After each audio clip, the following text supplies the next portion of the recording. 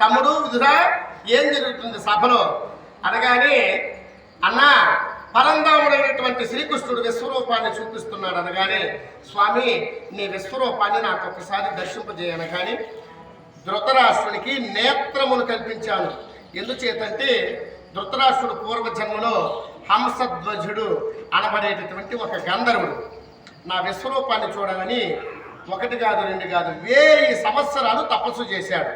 1000 సంవత్సరముల తర్వాత నేను ప్రత్యక్షమై గంధర్వ నీకేం వరం కావాలో కోరుకో అనగాని స్వామి నీ విశ్వరూపాన్ని ఒక్కసారి చూడాలని ఉంది, ఆ భాగ్యానికి నేను నోచుకుని ఉన్నానా లేదా అనగానే ఇప్పుడు కాదయ్యా కలియుగ ఆరంభంలో ద్వాపర యుగానికి కలియుగానికి సంధికాలం వస్తుంది.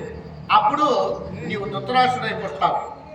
ధృతరాష్ట్రుడై పుట్టి నా యొక్క విశ్వరూపాన్ని తప్పక దర్శిస్తావయ్యా అని నేను వరమిచ్చాను. స్వామి నీ విశ్వరూపాన్ని చూడలేనటువంటి నాకు ఈ కనులే వద్దు, నన్ను పుట్టు అంధుడిగా గుడ్డివాడిగానే పుట్టిపో అని ధృతరాష్ట్రుడు కోరగానే ధృతరాష్ట్రునికి పుట్టు అంధుడిగా పుట్టించాను.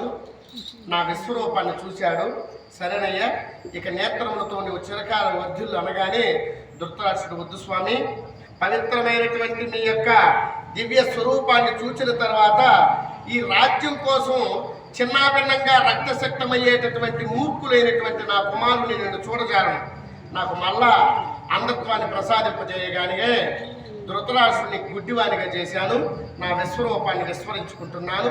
తక్షణమే కర్ణుడి వద్దకెళ్ళి అతని పూర్వజన్మ వృత్తాంతాన్ని నేను తెలియజేశాను కాక కర్ణ మందిరము